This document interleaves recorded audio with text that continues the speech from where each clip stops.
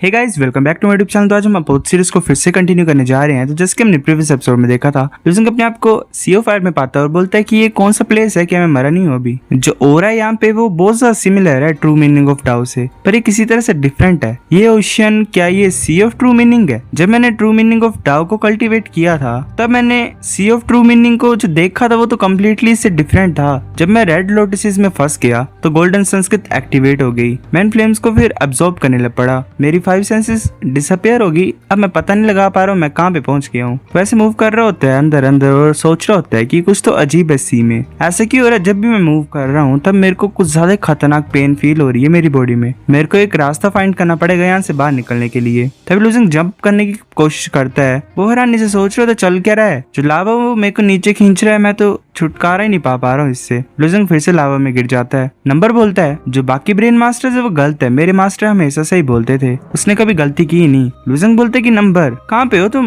Number बोलते मैं अभी भी तुम्हारी बॉडी के अंदर हूँ। ऐसा लग रहा है कि तुम्हारी जो बॉडी है वो छोड़ के चली गई है। ऑफ कोर्स मैं ऐसे बोल रहा हूँ कि मतलब तुम्हारी बॉडी है एक्चुअल में, पर तुम्हारा माइंड कहीं पे पहुंच गया है। लूजिंग बोलते मेरी बॉडी फ्लैश को छोड़ के चली आई है, तो ये सी ऑफ ट्रू मीनिंग है क्या? नंबर बोलते हाँ, पर ये कोई नॉर्मल सी ऑफ ट्रू मीनिंग नहीं है। ऐसी बात है कि इसमें कोई भी पैर नहीं रख पाया आज तक, मतलब काफी सालों में। लूजिंग बोलते अच्छा, मैं देख पा रहा हूँ कि सिर्फ जो एंशिएंट गोल्ड कल्टीवेशन मेथड को कल्टीवेट करते थे वही सी ऑफ ट्रू मीनिंग में पैर रख सकते थे, है ना? मुझे याद है कि जिनलाओ ने बोला था कि जो एंशिएंट गॉड्स होते थे वो अदर्शो रेलम में पहुंच जाते थे डिसोलेट गॉड सिस्टम को कल्टीवेट करने की वजह से पहले। और सबसे पहले तुम्हें बताइए कि डिसोलेट गॉड सिस्टम ही होता था, फिर नूवा ने क्रिएट किया जो अभी का ट्रू गॉड सिस्टम है। नंबर बोलता है हाँ तुम सही बोल रहे हो, पर बात ये है ना कि जो सच्चाई है वो थोड़ी बहुत चेंज कर दी गई है और उसी के रिजल्ट में ये इम्पॉसिबल बन गया है सी ऑफ ट्रू मीनिंग में एंटर करना सिर्फ डिसोलेट बोन्स को अब्सॉर्ब करने से ही। पर मेरे मास्टर ने बोला था तुम एक एक्सेप्शन हो, तुम अलग ही हो सभी से। लूजिंग बोलता है क्या ये मेरे बॉडी रिफाइनिंग मेथड की वजह से है क्या? नंबर बोलता है हाँ ये हो सकता है, ऐसे तो मैं मास्टर के साउल का पार्ट हूँ, पर मेरे पास सच में कोई आइडिया नहीं है कि उसके थॉट्स क्या है एक्चुअल में, जो मेरे मास्टर के थॉट्स थे। पर अब ऐसा लग रहा है कि उसकी जजमेंट तुम्हारे बारे में बिल्कुल ही सही थी, तुमने ऑलरेडी अपना पैर रख लिया है सी ऑफ ट्रू मीनिंग में। लूजिंग हैरान हो जाता है, उसे शायद किसी तरह की आवाज सुनाई देती है। लूजिंग बोलते क्या? वो आगे देख रहा होता है, आगे कोई इंसान आ रहा होता है बोट में। लूजिंग बोलते ये तो बोट है, क्या कोई आ रहा है यहाँ पे? जो बोट है उसमें true meaning of eternal sword है जो कि जिनाओ यूज करता है। किस तरह की बोट है ये? नंबर बोलता है ये ट्रू मीनिंग बोट है जो कि ट्रू मीनिंग ऑफ डाउ से बनी हुई है। अदर्शो रेलम में पहुंचने के लिए इन्हीं को यूज करते हैं। मुझे लगता है इतना ज्यादा टाइम नहीं लगेगा तुम्हें, तुम भी ऐसा कर पाओगे। लूजिंग बोलता है अब मुझे याद आया, जब मैंने ट्रू मीनिंग ऑफ डाउ को कॉम्प्रिहेंड किया था तो मैं भी सी ऑफ ट्रू मीनिंग में एंटर किया था एक बार। आगे से कुछ ज्यादा बोट्स आ रही होती हैं। लूजिंग सोच रहा होता है कि इतने ज्यादा पीपल क्यों क्रॉस कर रहे हैं सी ऑफ ट्रू मीनिंग को। नंबर बोलता है ये थोड़ा सा अजीब है, शायद ये किसी ग्रेट फोर्स के डिसिपल हो सकते हैं जो कि मदर वर्ल्ड में है। ये साथ में अदर्शो रेलम में पहुंचने की कोशिश कर रहे हैं सेम ही टाइम पे। हमें फिर दूसरे इंसान के पर्सपेक्टिव का सीन दिखाया था, वेल वो जो आ रहे होते हैं। वो इंसान मिंगजू होता है जो कि एक डिसिपल होता है वननेस स्काई पैलेस का।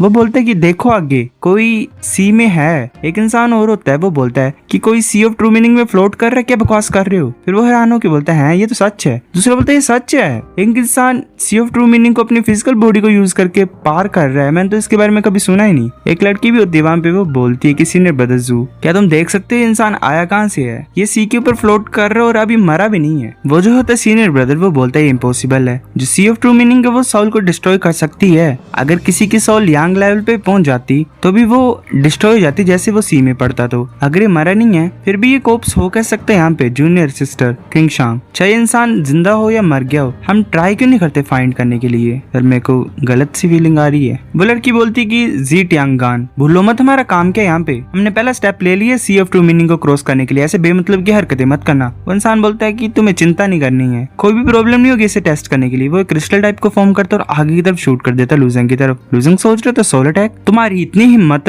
वो भी अपने सोल अटैक को यूज करता और काफी सारे एरोज को शूट कर रहा होता है और उस क्रिस्टल को डिस्ट्रॉय कर देता है। वो लड़की बोलती क्या ये इंसान जिंदा नहीं है, पर इसकी जो सोल अटैक्स है वो भी कुछ ज्यादा पावरफुल है। जिस इंसान ने अटैक किया होता है वो बोलता है ये तो इम्पॉसिबल है। जो मेन इंसान होता है सीनियर ब्रदर, वो बोलता है जी ट्यांगान ये इंसान तुम्हारी तरफ आ रहा, भागो। लूजिंग जल्दी से मूव कर रहा होता है, वो इंसान भागने की कोशिश कर रहा होता है अपनी बोट से। लूजिंग बिल्कुल उसके पास में पहुंच जाता है और अपने पंच से उसकी बोट को डिस्ट्रॉय कर देता है। वो इंसान नीचे गिरने लगा होता है। जो सीनियर ब्रदर होता है वो बोलता है जल्दी जल्दी करो, अपने इल्यूजन ब्रेकिंग चार्म को तोड़ो वरना तुम्हारी सोल खत्म हो जाएगी यहाँ पे। वो इंसान बोलता है हाँ इल्यूजन ब्रेकिंग चार्म। वो जैसे अपने हाथ में करता है उसे मतलब फोड़ देता है। और वहां से टेलीपोर्ट हो जाता है कहीं पे। फिर हमें मदर वर्ल्ड में वननेस स्काई पैलेस का सीन दिखाया जाता है। वहाँ पे टॉप फ्लोर होता है वननेस स्काई पैलेस का, स्काई रोड। वहाँ पे कुछ डिसिपल्स ऐसे फ्लोट कर रहे होते हैं और काफी सारे इंसान होते हैं आसपास। एक इंसान बोलता है मैं यहाँ पे 36 सालों से हूँ।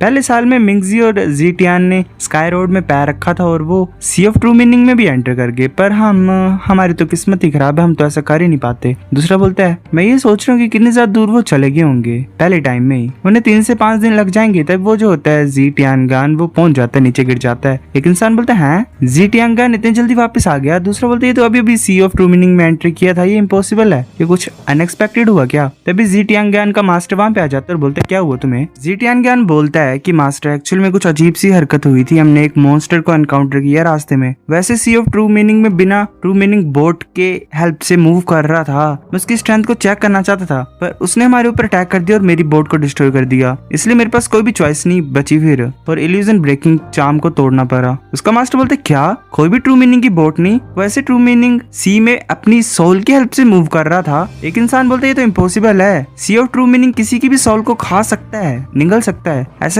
कौन हो सकता है जो कि मतलब बिना बोट के मूव कर रहा था अंदर। जीटियांगन बोलते जो मैंने बोला वो सच है, क्वान चैंग, मिजू और बाकी सभी ने देखा है। अगर तुम मेरे ऊपर विश्वास नहीं करते हो तो जब वो वापस आएंगे उनसे पूछना, अगर मैं झूठ बोल रहा हूँ तो मैं पनिशमेंट रिसीव कर लूंगा वन स्काई पैलेस से। ओल्ड मैन चुप होता है और बोलता है कि ठीक है, हम मिंगजी और बाकियों का इंतजार करेंगे, जब वो वापस आएंगे तो। वो सीनियर ब्रदर होता है वो आगे खड़ा होता है। लुजेंग बोल देता है सीधे कि मैं तुम्हारे लिए कोई चीजें मुश्किल नहीं बनाना चाहता हूँ, पर उसने मेरे को प्रॉब्लम दी तो मेरे पास रीजन था अटैक करने के लिए और उसकी बोट को डिस्ट्रॉय करने के लिए, है ना। जो सीनियर होता है वो बोलता है हाँ सीनियर, जीटियांगान को ऐसी हरकतें नहीं करनी चाहिए थी, उसकी जो बोट है वो टूटी, वो उसी की गलती थी। लड़की बोलती है कि हाँ उसे पनिशमेंट मिलनी चाहिए थी उसकी हरकतों की वजह से। लुजेंग बोलता है अब तुम जा सकते हो। बाकी सभी उसे बोलते हैं थैंक यू सीनियर। नंबर बोलता है ओए तुम्हें अभी भी कुछ भी पता नहीं लग रहा है ना कि तुम ऐसे अपनी फिजिकल बॉडी को यूज करके मूव कर रहे हो इस सी में। लुजेंग बोलता है क्या ये स्पेशल है। नंबर बोलता है ऑफ कोर्स, ये ज्यादा लंबा टाइम नहीं लगेगा तुम्हें, तुम्हारा जो ये बात है, ये जो तुमने अभी की है, ये पूरे मदर वर्ल्ड में डिस्कस किया जाएगा। तुम्हें याद रखना तुम्हें अपनी आइडेंटिटी को रिवील नहीं करना, वरना कुछ ज्यादा प्रॉब्लम्स आएंगी तुम्हारे लिए। ये अच्छी बात है कि सी ऑफ ट्रू मीनिंग में लोग एक दूसरे की शक्लों को नहीं देख सकते हैं, तो वो तुम्हारी आइडेंटिटी का पता नहीं लगा सकते हैं। लुजेंग बोलते हैं ये सी ऑफ ट्रू मीनिंग कितना ज्यादा वाइड है, कितना ज्यादा लंबा टाइम लग जाता है इसे क्रॉस करने के लिए। नंबर बोलता है कुछ लोगों को 10,000 साल भी लग सकते हैं, कुछ लोग आधे साल में क्रॉस कर लेते हैं। ये टैलेंट के ऊपर डिपेंड करता है, चांस के ऊपर डिपेंड करता है। जो सी ऑफ ट्रू मीनिंग है वो 9 सेक्शन में डिवाइड की जाती है, तुम ट्राई कर सकते हो एक सेक्शन को पास करने के लिए। लुजेंग बोलते कि मुझे डर है कि मेरे पास इनफ टाइम नहीं होगा, जो ट्रू डीमन बॉडी का मैटर है वो भी कंप्लीट नहीं हुआ है, बाहर लड़ाई हो रही है। नंबर बोलते तुम्हें चिंता करने की कोई जरूरत नहीं है, जो टाइम फ्लो है सी ऑफ ट्रू मीनिंग में वो डिफरेंट होता है बाहर के मुकाबले। जो टाइम फ्लो है सी ऑफ ट्रू मीनिंग में वो कुछ ज्यादा स्लो होता है गॉड डोमेन के मुकाबले, मदर वर्ल्ड से तो और भी ज्यादा स्लो है। ये सेकंड नंबर पे है फ्लो ऑफ क्योस में जो टाइम होता है उससे।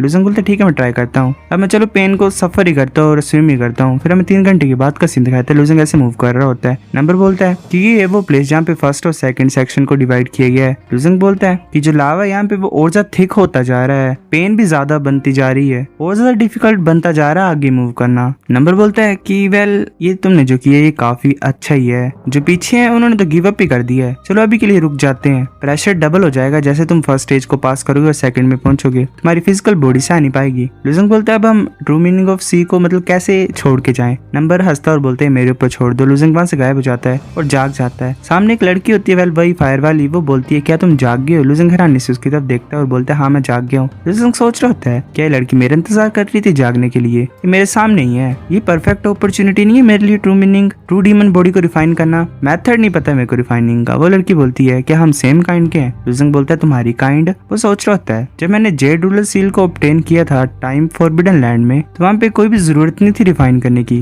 मैं तो ऐसे उसे टच करने से ओनर बन गया था। पर ये रेड आई वाली लड़की ऐसा लग रहा है मेरे अप्रूवल को फाइंड करने की कोशिश कर रही है। लुजेंग बोलता है मुझे तुम्हारी फ्लेम से कोई भी डर नहीं है, तुम ये सोच रही हो कि मैं तुम्हारी काइंड का हूँ, तुम्हारी रेस का हूँ। लड़की बोलती है हाँ मुझे लगता है मेरे कुछ ज्यादा ही कम लोग हैं जो मेरी तरह से हैं, मतलब मेरी काइंड के हैं, तो अगर मेरी तरह कोई हो तो मैं उन्हें कुछ ज्यादा पसंद करती हूँ और गलत नहीं होने देती कुछ भी। वो देख रही होती है लुजेंग की तरफ। लुजेंग सोच रहा था कुछ तो यहाँ पे अलग है, ऐसा मुझे लग रहा है, मेरे को ऐसी फीलिंग आ रही है मैं एक प्योर सोल को फील कर रहा हूँ जो इस लड़की की सोल है। अच्छा ऐसी बात है, डीमन बॉडी को रिफाइन करना इतना ज्यादा कॉम्प्लिकेटेड नहीं जितना मैंने सोचा था, मेरे को सिर्फ लड़की लड़की का अप्रूवल पाना है। तभी दो फ्लेम्स ऊपर की तरफ ग्लो होती हैं, ब्लू और रेड, और लूजंग के अंदर एंटर हो जाती हैं। लूजंग सोच रहा होता है कि दो तरह की एनर्जी मेरी बॉडी में जा रही है, एक एनर्जी ऐसी जो कि वर्ल्ड की एनर्जी को एक्सट्रीम तक पहुंचा सकती है, और एक दूसरी एनर्जी जो कि वर्ल्ड की एनर्जी को रोक सकती है। पर मैंने अभी रेड आई गर्ल को ही रिफाइन करना स्टार्ट किया है, मैं ब्लू आई वाली गर्ल की पावर को क्यों रिसीव कर रहा हूँ? क्या ये दोनों एक ही हैं? सो गाइस, एपिसोड नंबर 540 इतना था। अगर आपको वीडियो पसंद तो लाइक करो, नहीं बेफिक लाइक कर दो, शेयर करो दोस्त साथ, कमेंट करके बताओ अगर आपको वीडियो कैसी लगी। सब्सक्राइब करो। तब तक के लिए बाय गाइस।